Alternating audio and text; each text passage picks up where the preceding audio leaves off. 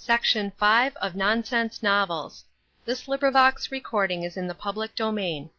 Nonsense Novels by Stephen Leacock. Section 5. A Hero in Homespun, or The Life Struggle of Hezekiah Hayloft. Can you give me a job? The foreman of the bricklayers looked down from the scaffold to the speaker below. Something in the lad's upturned face appealed to the man. He threw a brick at him. It was Hezekiah Hayloft. He was all in homespun. He carried a carpet-bag in each hand. He had come to New York, the cruel city, looking for work. Hezekiah moved on. Presently he stopped in front of a policeman.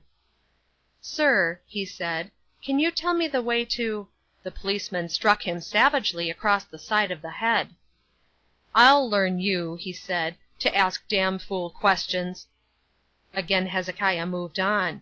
In a few moments he met a man whose tall black hat, black waistcoat, and white tie proclaimed him a clergyman.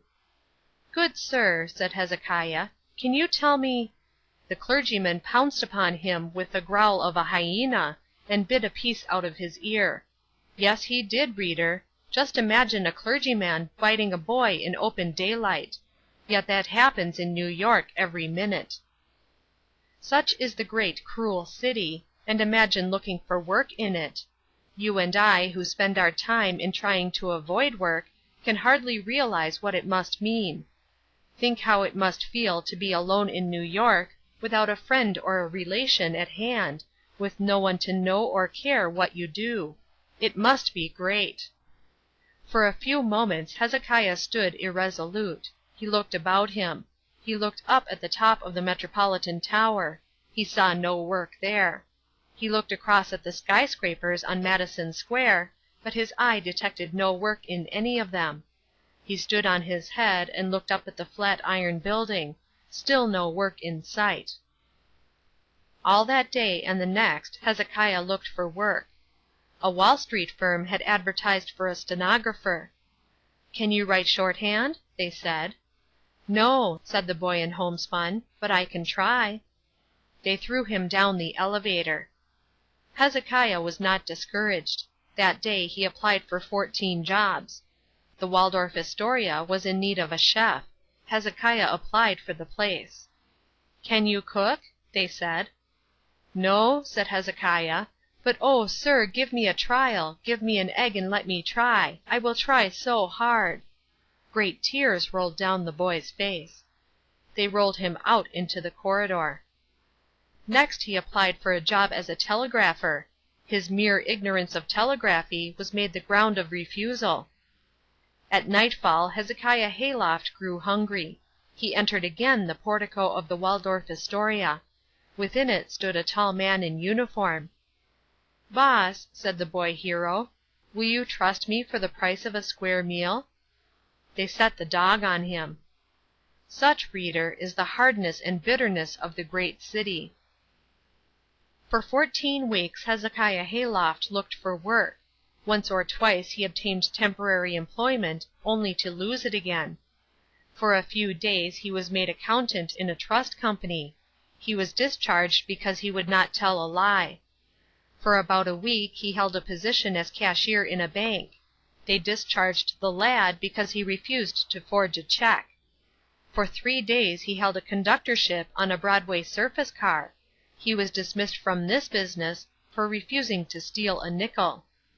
Such, reader, is the horrid degradation of business life in New York. Meantime the days passed, and still Hayloft found no work. His stock of money was exhausted. He had not had any money anyway. For food he ate grass in Central Park, and drank the water from the cruelty to animals horse trough. Gradually a change came over the lad. His face grew hard and stern. The great city was setting its mark upon him. One night Hezekiah stood upon the sidewalk. It was late, long after 10 o'clock. Only a few chance pedestrians passed. "By heaven," said Hezekiah, shaking his fist at the lights of the cruel city, "I have exhausted fair means, I will try foul. I will beg. No Hayloft has been a beggar yet," he added with a bitter laugh, "but I will begin." A well-dressed man passed along. Hezekiah seized him by the throat. "What do you want?" cried the man in sudden terror. "Don't ask me for work. I tell you I have no work to give." "I don't want work," said Hezekiah grimly. "I am a beggar." "Oh, is that all?" said the man, relieved. "Here, take this $10 and go and buy a drink with it." Money! Money! And with it a new sense of power that rushed like an intoxicant to Hezekiah's brain. "Drink," he muttered hoarsely. "Yes, drink."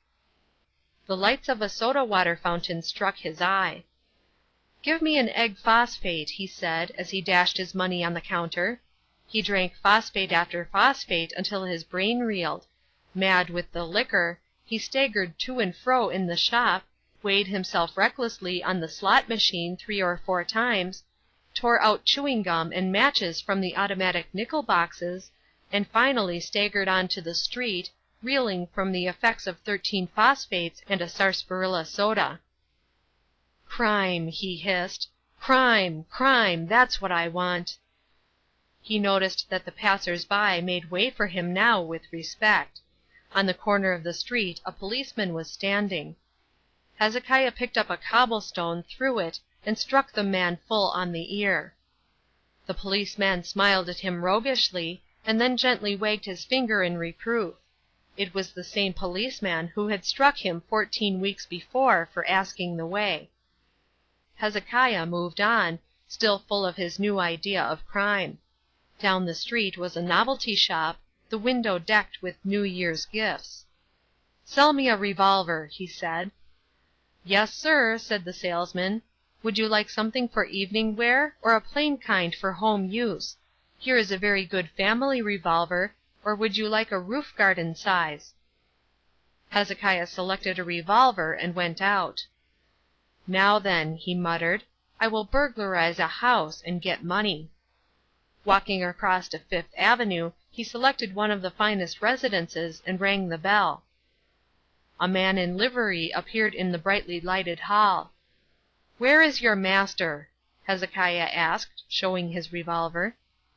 "He is upstairs, sir, counting his money," the man answered, "but he dislikes being disturbed." "Show me to him," said Hezekiah. "I wish to shoot him and take his money." "Very good, sir," said the man deferentially. "You will find him on the first floor." Hezekiah turned and shot the footman twice through the livery and went upstairs. In an upper room was a man sitting at a desk under a reading lamp. In front of him was a pile of gold. "What are you doing?" said Hezekiah. "I am counting my money," said the man. "What are you?" asked Hezekiah sternly. "I am a philanthropist," said the man. "I give my money to deserving objects. I establish medals for heroes. I give prizes for ship captains who jump into the sea, and for firemen who throw people from the windows of upper stories at the risk of their own.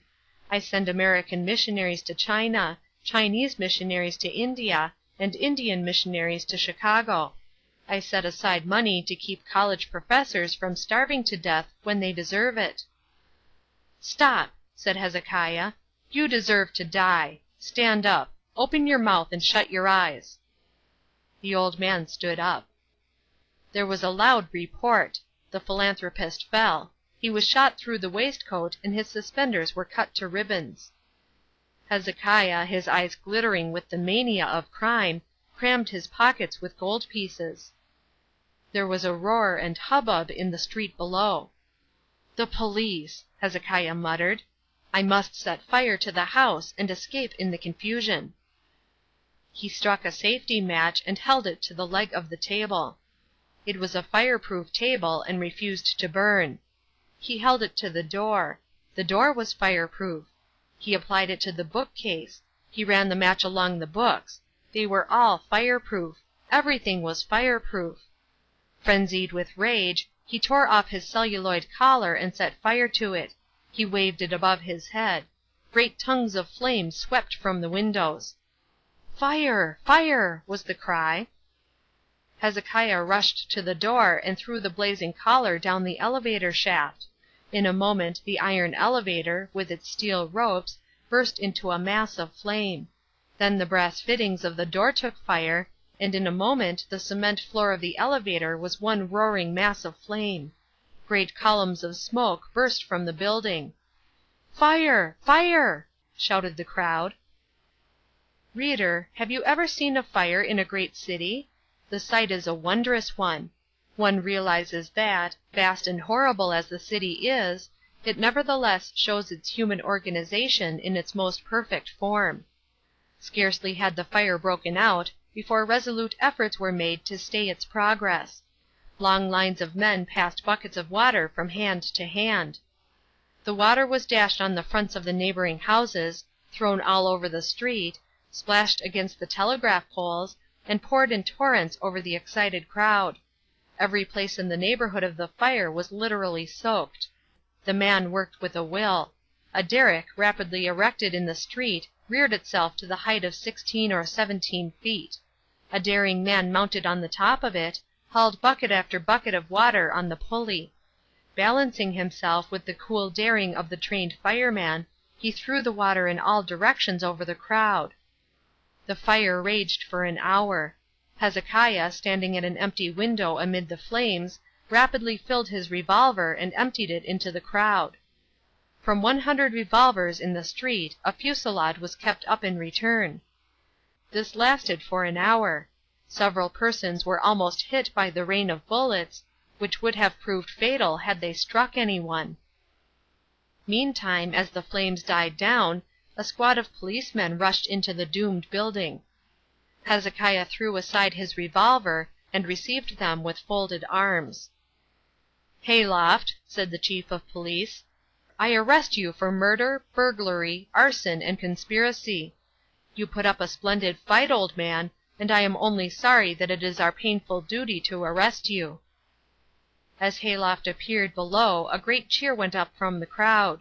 True courage always appeals to the heart of the people. Hayloft was put in a motor and whirled rapidly to the police station. On the way the chief handed him a flask and a cigar. They chatted over the events of the evening. Hayloft realized that a new life had opened for him. He was no longer a despised outcast. He had entered the American criminal class. At the police station the chief showed Hezekiah to his room. "I hope you will like this room," he said a little anxiously. "It is the best that I can give you tonight. Tomorrow I can give you a room with a bath, but at such short notice I am sure you will not mind putting up with this." He said good night and shut the door. In a moment he reappeared. "About breakfast?" he said. "Would you rather have it in your room, or will you join us at our table d'hôte? The force are most anxious to meet you."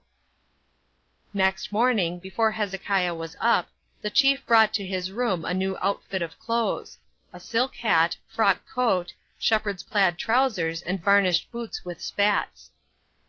"You won't mind accepting these things, Mr. Hayloft. Our force would like very much to enable you to make a suitable appearance in the court." Carefully dressed and shaved, Hezekiah descended. He was introduced to the leading officials of the force, and spent a pleasant hour of chat over a cigar, discussing the incidents of the night before. In the course of the morning a number of persons called to meet and congratulate Hezekiah. "I want to tell you, sir," said the editor of a great American daily, "that your work of last night will be known and commented on all over the States. Your shooting of the footman was a splendid piece of nerve, sir, and will do much in defense of the unwritten law." "Mr. Hayloft," said another caller, "I am sorry not to have met you sooner. Our friends here tell me that you have been in New York for some months. I regret, sir, that we did not know you. This is the name of my firm, Mr. Hayloft. We are leading lawyers here, and we want the honor of defending you. We may! Thank you, sir! And now, as we have still an hour or two before the court, I want to run you up to my house in my motor. My wife is very anxious to have a little luncheon with you." The court met that afternoon. There was a cheer as Hezekiah entered. "Mr. Hayloft," said the judge, "I am adjourning this court for a few days. From what I hear, the nerve strain that you have undergone must have been most severe. Your friends tell me that you can hardly be in a state to take a proper interest in the case till you have had a thorough rest." As Hayloft left the court, a cheer went up from the crowd, in which the judge joined. The next few days were busy ones for Hezekiah, filled with receptions, civic committees, and the preparation of the brief, in which Hezekiah's native intelligence excited the admiration of the lawyers. Newspaper men sought for interviews. Business promoters called upon Hezekiah. His name was put down as a director of several leading companies, and it was rumored that in the event of his acquittal he would undertake a merger of all the great burglar protection corporations of the United States. The trial opened a week later and lasted 2 months. Hezekiah was indicted on 5 charges: arson, for having burned the steel cage of the elevator; misdemeanor, for shooting the footman; the theft of the money, petty larceny; the killing of the philanthropist, infanticide; and the shooting of the police without hitting them, aggravated felony. The proceedings were very complicated. Expert evidence was taken from all over the United States. An analytical examination was made of the brain of the philanthropist. Nothing was found. The entire jury were dismissed 3 times on the grounds of prejudice, twice on the ground of ignorance, and finally disbanded on the ground of insanity. The proceedings dragged on. Meanwhile Hezekiah's business interests accumulated. At length, at Hezekiah's own suggestion, it was necessary to abandon the case. "Gentlemen," he said, in his final speech to the court, "I feel that I owe an apology for not being able to attend these proceedings any further. At any time, when I can snatch an hour or 2 from my business, you may always count on my attendance. In the meantime, rest assured that I shall follow your proceedings with the greatest interest." He left the room amid 3 cheers and the singing of Auld Lang Syne. After that the case dragged hopelessly on from stage to stage. The charge of arson was met by a nolle prosequi. The accusation of theft was stopped by a ne plus ultra. The killing of the footman was pronounced justifiable insanity. The accusation of murder for the death of the philanthropist was withdrawn by common consent. Damages in error were awarded to Hayloft for the loss of his revolver and cartridges. The main body of the case was carried on a writ of certiorari to the federal courts and appealed to the Supreme Court of the United States. It is there still. Meantime Hezekiah, as managing director of the Burglars' Security Corporation, remains one of the rising generation of financiers in New York, with every prospect of election to the State Senate. End of Section 5. Recording by Trisha G.